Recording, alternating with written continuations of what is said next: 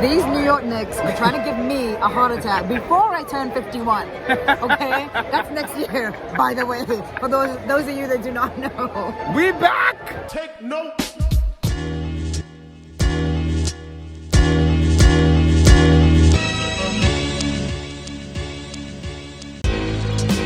Big Beach!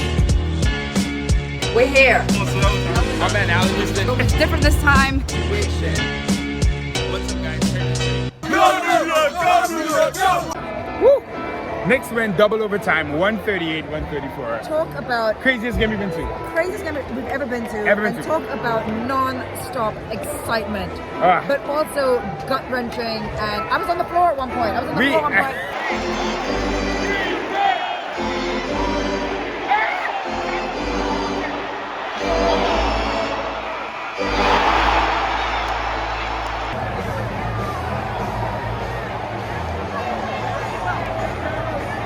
What's up, guys? Welcome back. Terry and Trey. We know it's been a while. We were at that game last night, and it was one for the ages. It was a classic. I still feel like I haven't recovered. You know how I feel? I actually wish I could rewind, and I wish today was yesterday to relive that experience again because it was amazing. Oh what my. an incredible game one for us to open. Double overtime. Who would have thunk? And then we pulled it through. As tired as we were, we pulled it through, able to get that win despite Jaylen Brown.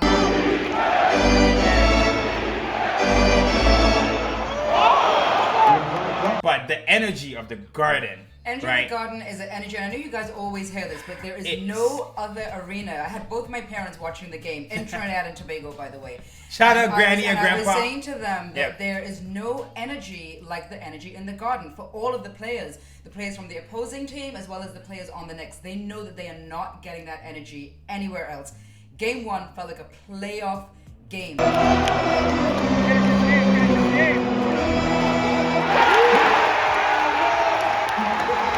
And there's nowhere else that you can get that energy. The crowd loves this game. The crowd is educated about the game, Yep. educated about the players, the team, the franchise, and we're diehard. You know, when they use that expression, diehard Knicks It's talking fans, about us. It really, really is. That's just what we are.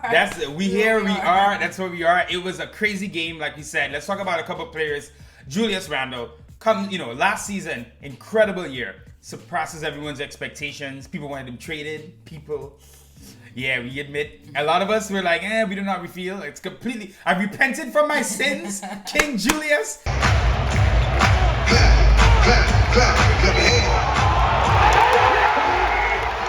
But he comes out this year, and Tibbs even mentioned it. He said last year this guy was a contractor technically in a way, and he said he's even hungrier this year. Julius just got paid. I'm so glad we paid him this year and didn't wait till we had to really max him. He was happy to take less money than he could have gotten. Comes out last night, looking just like he did all last season, if not even better. Almost has a triple-double, 35 points leader. Give me my effing respect. He screams.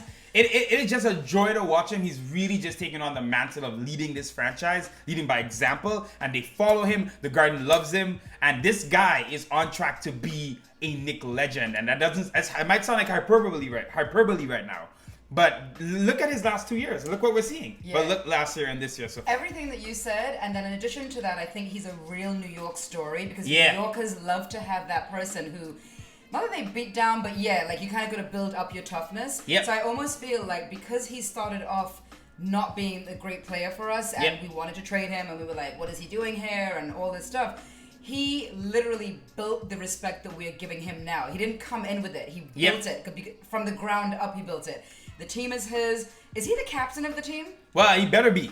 I mean, it might be Taj in a sense. I can't remember exactly, could but I be as mean, well. there's So- rows there. That's the thing. We got vets. This team is so we well got built. everything, but the team, to me, it is his team. And I even Yep. feel with those other guys that are older and that are veterans, they are allowing Julius to own the team. Because he is that guy. He's that guy. It's clear. Even Kemba last night, not a great game for Kemba, but again, our point guard situation has been so poor for so long. Even Kemba having an average game is going to be so much better than what we dealt with. Yeah. Kemba had some really bad turnovers late, almost threw the game away. We just threw away this game in like a 30, 40 second time period with some sloppy basketball that some bad turnovers. We already won the game. But I just watched, Tibbs spoke in the post game that Kemba's going to take some time, which we know. He's going to take some time to fit in, really understand the role. It's going to take time for all these guys. But he knows Julius is the guy. Julius is getting the ball. Julius is making it happen.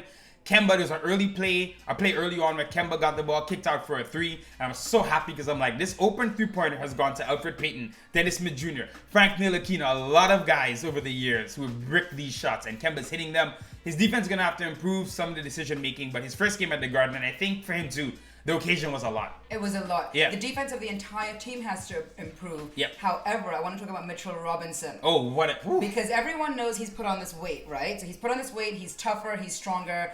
You can see it. You can see it.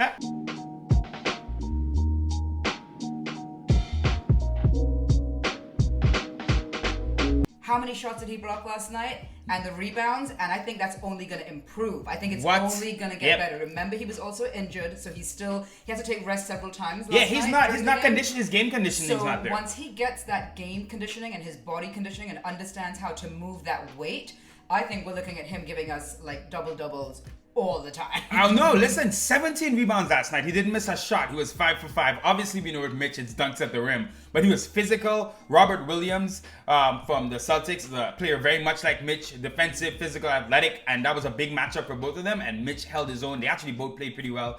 But Mitch was really impressive, especially as you brought up. He's not nearly where he should be physically in terms of his conditioning. But the body, I saw him. He's flexing. I'm like, all right, Mitch, you can see it. He's way bigger. He's bigger than everyone. He's Alan a monster. Hahn and Bart were talking about wherever they were sitting in their press box, looking down and saying that he's literally bigger than everybody else. Mitch is a monster, developing well. We'll see what happens with him, contract stuff coming up. But Evan Fournier. Okay. Evan Fournier. I know we mentioned him earlier. What an incredible debut. 32 points, 6 3-pointers, I think 6 for 13. He shot 25 times, which is second to Randle, I think, who shot 27. So we'll see how the second option, third option, fourth option shakes out between Fournier, Kemba, and RJ Barrett, we got to talk about as well. But Evan Fournier fit in like a glove. Didn't have a great preseason, but he hit his threes. He hit his clutch threes. He tweeted after the game, "Yo, thank you for the energy, New York." You know he was there last night like, "Yo, this shit is crazy." He loved it. He loved it. He felt comfortable. He felt comfortable with the team. And, I mean, to be honest, he helped us win the game. He was a big part. Huge part in us winning the game. Clutch threes, back to back to back. The layup near the end, and even though he had a couple defensive lapses, he had played really great defense on a couple possessions late.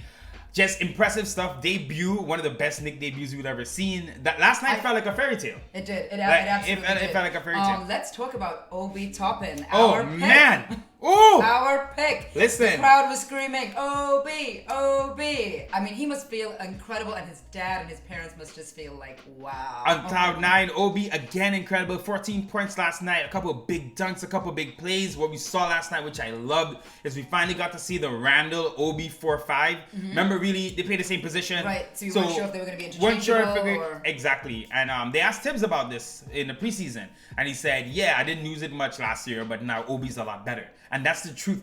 If you look at it, you remember, guys, how Obi looked early. And look, obviously, it's early days in his career. Back then, you know, he's learning to play in the NBA. And he was an older rookie, so there's a little bit of worry about, hey, look, he's supposed to be coming in a little bit more seasoned. Right. But this year, I'm like, who's going to stop him? He's playing against bench units. He was crazy last night.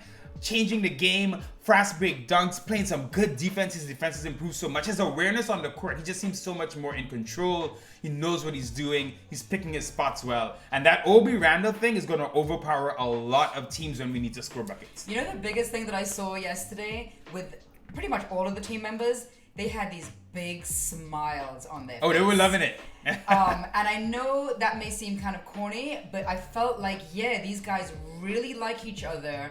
Felt that energy from them. You did. You really felt the energy. They were they were happy with how they were playing. This is a team, right? They were happy with how they were playing because you saw that, like they're happy with their effort. They're happy with their effort that they're making. They're happy with effort. They're happy with their teammates. And like I said, we still have a lot of kinks to work out. It's still early, but great stuff there. RJ Barrett, man. Quiet first half, but his defense all game long was so impressive. RJ Barrett!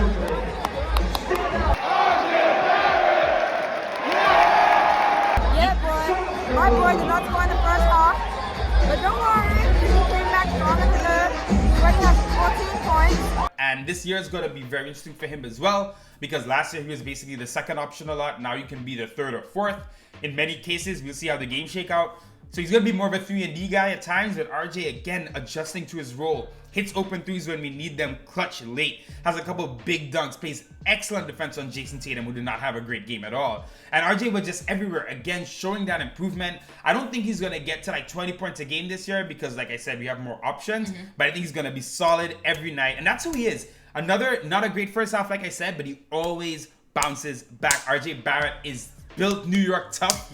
What a pick. I'm so glad we have him. He doesn't get the recognition he deserves. So glad we have him and we don't have Zion. Well, I mean, I don't want to talk about other teams. Big Zion up in the New Orleans. If you remember last season, this happened as well, where he would not have a great first half, right, but then have a better second half, which is fine. And yes, he was the second scoring option last year.